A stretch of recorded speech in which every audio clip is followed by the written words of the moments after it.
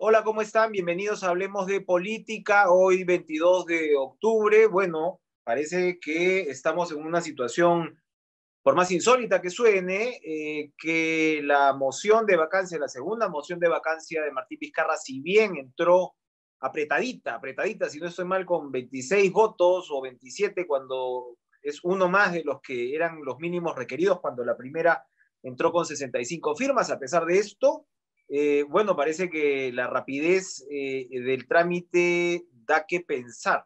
Evidentemente, como cualquiera debe sostener, el señor Vizcarra va a tener que responder a las graves acusaciones que enfrenta hoy mismo, y de alguna manera todo esto es parte de este ciclo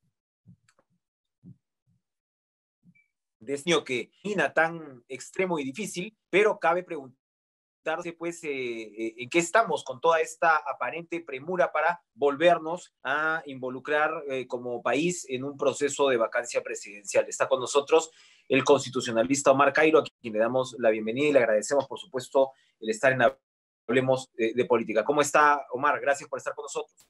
Enrique, ¿cómo está? Gracias a ti. Bueno, constitucionalmente esto está corriendo de manera, digamos, de acuerdo a la letra, pegado a la letra. No, ni a la letra ni al significado.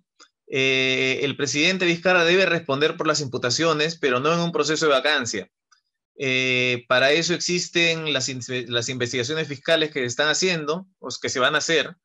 El Congreso puede constituir una comisión investigadora que le podría levantar el secreto bancario y si es que se considera que hay indicios razonables de que ha cometido los delitos, al final de su mandato se puede iniciar un antejuicio y aprobarlo eventualmente para que sea procesado ante la Corte Suprema. Esa es la ruta, esos son los caminos institucionales ante una imputación de un delito. En este caso, lo que se está haciendo es afirmar que él, por estar investigado por corrupción, es un inmoral. Para comenzar, la vacancia por incapacidad moral no es una sanción por inmoralidades. Es una declaración de que el presidente no puede seguir en el cargo por razones objetivas. Todo el artículo 113 tiene razones objetivas por las cuales el presidente ya no está en el cargo. En realidad, no es que no puede seguir, ya no está. Por la muerte, por la renuncia, por haber sido destituido en juicio político. O sea, es decir, no es para destituir, sino para declarar que está vacante por haber sido destituido, por salir del país y no regresar en el plazo establecido por el Congreso, por incapacidad física, está paralítico, está en coma, o por incapacidad moral entendida como incapacidad mental. Entonces, porque ese es el origen del término, lamentablemente el término no se ha cambiado, pero el significado se mantiene. La lógica de la vacancia es que el presidente que no está en sus cabales y no puede formular juicios morales, no puede seguir gobernando. Entonces, desde ese punto de vista, se está distorsionando la institución. Pero imaginemos que incapacidad moral es inmoralidad. El investigado por un delito es un inmoral y además inmoral permanente. Yo creo que no, porque imagínate que luego sea absuelto. Entonces, ese inmoral permanente pasará a ser un inmoral transitorio, porque habrá sido inmoral durante el proceso, claro, y cuando lo absuelven ya no será inmoral, entonces será transitorio. O habrá sido un inmoral permanente que regresa a la moralidad. Es decir, toda una serie alambicada de razonamientos para justificar utilizar un procedimiento que no es para castigar, que no es para remover a un presidente por imputaciones de inmoralidad.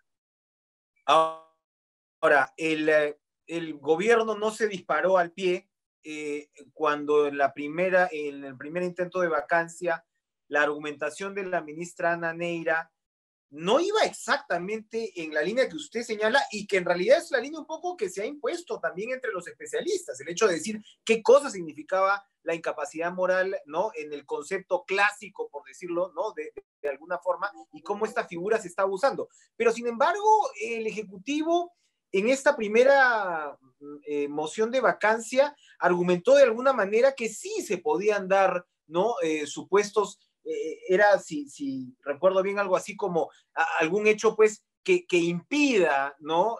Que sea tan escandaloso, que sea tan paralizante en términos morales, que impida que este presidente pueda seguir, que era pues el caso Richard Swing, todos sabíamos que era pues un caso altamente cuestionable, incluso dentro de esos parámetros, la contratación de un cantante, ¿no?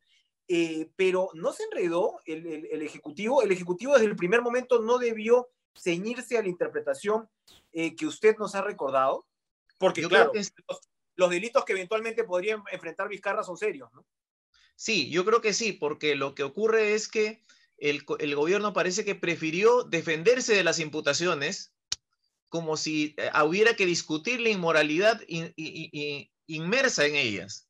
Es decir, si fue inmoral mentir o no, cosas que no tienen que ver con la incapacidad moral, sino lo que debió hacer es decir, en este proceso no se discute la inmoralidad que estaría inmersa en la mentira del caso Swing, porque si él hubiera mentido, eso es un delito. Y para algunas personas puede ser, ese delito puede ser un acto inmoral o para otras moral. Eso es irrelevante. Pero si es delito, se lo procesa y se lo encarcela. Sea o no moral, porque él podría decir, o alguien, en realidad fue éticamente valioso, porque con esa mentira lo que impidió fue que el país se paralice. Y otra persona dirá, no, aquí yo tengo una ortodoxia en la cual la verdad se dice siempre, pues. Eso es irrelevante. Así Lo es. relevante es si eso no es un delito, y eso no se ve en vacancia, eso se ve en antejuicio luego del proceso. Te pongo un ejemplo de lo que es la calificación moral de una conducta. Sí. Si el presidente la semana pasada hubiera dicho la unión civil de homosexuales es encomiable y eso debe avanzar, muchos congresistas probablemente hubieran dicho este es un inmoral. Ajá. Porque para la iglesia esto está proscrito y para ciertas religiones es una abominación. Bueno, lo hubieran vacado por incapacidad moral, pero ahora Francisco ha dicho que eso es válido. Entonces ya el permanente incapaz moral se volvió transitorio. Entonces, eso no es relevante, pues, para vacar un presidente. Estamos exactamente en la situación en la cual de una semana a otra la moralidad en el ejemplo que usted menciona puede ser vista de dos formas incluso opuestas, ¿no? Exactamente. Y mire usted, Enrique, desde el punto de vista del romanticismo, persistir en una causa es moralmente valioso. O sea, para un romántico, de repente Hitler es encomiable moralmente porque persistió en su intención de hacer prevalecer la raza aria. No importa, no importa el objetivo, pero la persistencia, la tenacidad, el hecho de ser indoblegable desde el romanticismo es algo valioso moralmente. Entonces, hay 500 criterios morales y es bien complicado decir que la inmoralidad vaya a saber uno según qué sistema moral permite expulsar a un presidente. Ahora, a ver, uno diría por el bien del país, por la institucionalidad, habrá quienes piensen lo contrario, ¿no? Pero uno diría que por el bien del país, pues esto en realidad, caramba, o sea, recordaba un editorial de Enrique Sileri cuando Montesinos se fuga, ¿ya? Lo estaba releyendo a propósito de un trabajo que estamos haciendo ahora, y Sileri en esas circunstancias, habiendo sido, si se quiere, pues no antifujimorista, pero un opositor al régimen no autoritario, decía, oye, no, el señor Fujimori se queda a terminar su mandato, no renuncia, se queda porque él se tiene que hacer responsable de este fin de fiesta y hay que asignar las responsabilidades como corresponde dentro del periodo constitucional. Incluso en esas circunstancias, no quiero decir que lo de Vizcarra sea similar, pero a lo que voy es que el Congreso ya asume que estos periodos son completamente maleables, son completamente flexibles. Entonces, ahora usted está haciendo una interpretación muy persuasiva, pero mañana podemos tener a los congresistas repitiendo otra vez la incapacidad moral según su particular y chata perspectiva. ¿Qué le queda al presidente en estas circunstancias? Porque esta calentura puede avanzar rapidito, a pesar de estos 25 26 votos, esto puede correr.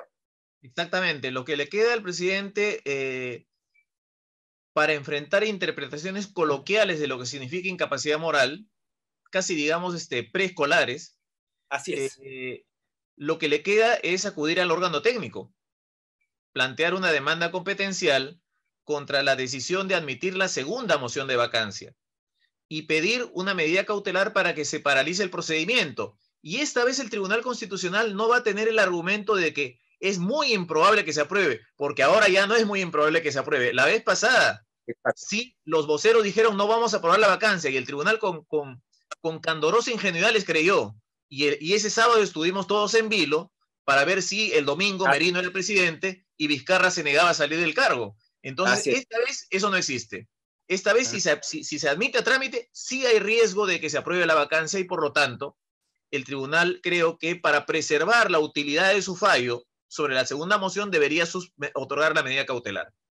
Ahora, quedaba pendiente de todas maneras que el tribunal resuelva de fondo, ¿no? El tema. No, lo que ocurre es que son dos procesos distintos, porque en realidad el objeto del proceso no es la definición en abstracto de lo que es la incapacidad moral, sino el objeto es la decisión parlamentaria de aprobar, de admitir la primera moción. Eso ya digamos que se eliminó porque esa moción ya fue desaprobada. Pero el tribunal dijo, vamos a aprovechar y continuar con el trámite para hacer esta definición. Pero ahora aparece un segundo acto de menoscabo de atribuciones contra el cual procede una moción, un proceso competencial. Porque recuerda, el proceso competencial es el mecanismo que un órgano tiene para defender sus atribuciones. Entonces el presidente tiene el derecho procesal de defender sus atribuciones en un segundo proceso competencial contra esta segunda moción de vacancia. Deberían ya estar tipeando ese recurso, ¿no? Yo tengo la impresión de que sí. Ahora, sí, claro. Ahora, regresando... La demanda, perdón. Regresando al origen relativo de este problema, por eso uno recuerda, y esto es importante que los internautas en este caso también lo tomen en cuenta, cuando ocurre lo de Kuczynski, la presión por la renuncia, es decir, la celada de los Mamani videos, que en paz descanse el señor Mamani, ¿no? La celada de los Mamani videos en realidad se realiza para generar una presión política que obligue a Kuczynski a renunciar, porque el propio legislador y la lideresa en ese momento de la oposición sabían, yo creo, o tenían muy en claro que era muy discutible la constitucionalidad de la vacancia. Eso, guardando las distancias, se estaría repitiendo hoy. Sí, yo creo que sí. Yo creo que Kuczynski renuncia no porque vislumbre que la vacancia era jurídicamente indiscutible, sino que porque su situación estaba tan deslegitimada por esa negociación filmada que él hubiera pasado desapercibido y la gente hasta hubiera aplaudido una vacancia antijurídica, pero que lo saque del poder. O en el caso de que continuara en el poder, su solidez iba a ser, habría estado socavada, porque sería un presidente que, a ojos de la gente, habría promovido una negociación de ese tipo con promesas y cosas como la que vimos, ¿no? Entonces, creo que por eso renuncia, casi como Richard Nixon, que el 74 renuncia cuando se niega, cuando él sabe que en un probable juicio político él podría haber sido destituido, que no es vacancia, juicio político es otra cosa. A él lo querían destituir porque había encubierto el crimen del caso Watergate. Salieron las cintas, entonces él dijo, antes de que me voten yo renuncio. Porque él podía haber pasado 1 año y medio de impeachment, pero era muy probable que lo perdiera. Entonces, bueno, haciendo la analogía a Kuczynski, no es que hubiera creído que era sólido la vacancia, pero sí que, aún siendo antijurídica, la gente no iba a reclamar porque ella ha dicho a este señor hay que sacarlo como sea porque está intentando un negociado. Sí, pero lo decía porque recuerdo el tuit de Keiko Fujimori un día antes del proceso de vacancia que se iba a votar y ella diciéndole renuncie de una vez. Bueno, si lo podías vacar, ¿por qué en todo caso insistir en el tema de la renuncia? Me refiero a que ella misma podía de saber que era constitucionalmente dudoso el proceso de vacancia, ¿no? Sin la menor duda, pero creo que como estamos hablando en términos coloquiales, esta distorsión de que la incapacidad moral es inmoralidad habría sido Bien, más digerible por la gente. Es decir, este es un ya. inmoral y está bien que lo vaquen, cuando eso no corresponde en realidad. Ahora, sí, Perdón, porque ese sería un delito. Entonces lo que correspondería sería procesar penalmente a Kuczynski, habría correspondido procesar penalmente a Kuczynski por haber estado vinculado a ese delito, ujú, de la ujú, negociación del parlamentario, todo esto. ujú, Pero lamentablemente hay un obstáculo, el 117, que determina que solo se le pueda procesar después de terminado su mandato. ah, Ese 117 ah, es nefasto, debería eliminarse, porque el presidente que comete un delito, que aparece, por ejemplo, filmado violando a una persona, tendría que ser procesado si ocurre en el segundo año, tendría que ser procesado en ese momento. Y no se ujú, puede decir que, ay, bueno, ahí se le puede inventar acusaciones, porque para eso tiene la protección del antejuicio. ya. Parece ese video, inclusive, puede ser manipulado. Habrá un Ujú, antejuicio donde de la comisión permanente habrá pericias y se verá si ha sido manipulado. Esto pasa al pleno, es un proceso más largo. No es un proceso como la vacancia, que es declarar si murió o si renunció. exacto, Es otra exacto. cosa. Es más, en ¿Cuál? Estados Unidos, adelante, Ujú. adelante. Sí, sí, no, En dale, Estados dale. Unidos, el impeachment, que es el paralelo de nuestro juicio político, Ujú, es una acusación de la Cámara de Representantes ante el Senado. Y en el Senado, cuando hay el impeachment, no pasa lo que aquí, que los 130 intervienen y dicen por mi pueblo y mi bandera es la corrupción. No, en el Senado nadie interviene. ya, Solamente claro. interviene el acusador y la defensa. Y Ujú, el que preside la sesión es el presidente de la Corte Suprema. Y al senador que quiere intervenir lo pueden detener. Entonces, eso es virtualmente un juicio, donde la Cámara de Representantes es un jurado de acusación y el Senado un jurado de enjuiciamiento. Entonces, eso no tiene nada que ver con una vacancia, pues. bien, bien. Para terminar, a ver, con respecto a los fueros, el caso de Vizcarra, este supuesto delito habría sido cometido antes de ser presidente, ¿no? Cuando fue gobernador regional, ¿no? O presidente regional, como se le llamaba en aquel entonces. Esto quiere decir que la protección del antejuicio no lo cubre el día que él salga el 28 de julio del gobierno. Se lo pregunto además por este evidente conflicto, pues que ya se ha hecho claro en la fiscalía, donde el señor Vela dice que es bien raro, ¿no? Su razonamiento también, de decir, bueno, nosotros no sabíamos lo de la fiscal, así que se le abre. Hay cierta coherencia en el sentido que si Juárez estaba recogiendo las pruebas, pues sería lógico que él vea el caso. Pero por el otro lado, la explicación de Vela evidentemente va pues en choque de la institucionalidad, a mi humilde entender. Lo que tengo claro es lo siguiente. Por las imputaciones relativas a haber recibido presuntamente coimas como presidente regional, Uh -huh. no tiene la protección del antejuicio. Bien, 29 de julio de 2021 puede ser procesado como cualquier ciudadano. ok, En los órganos fiscales y judiciales como cualquier ciudadano. Pero por el caso Swing, como habría sido un delito cometido en el ejercicio de sus funciones, ahí sí tiene que haber un ok. antejuicio previo y si prospera el antejuicio, la denuncia la tiene que hacer la fiscal de la Nación ante el vocal instructor de la Corte Suprema. Uh -huh, uh -huh. Y entonces, en el tema de la competencia actual de los fiscales, ¿a quién le correspondería para el caso Obrainsa, para el caso del Club de la Construcción, Yo tengo, investigarlo? ¿Se ha equivocado la fiscal al recortar las atribuciones en ese caso del equipo Lavajato?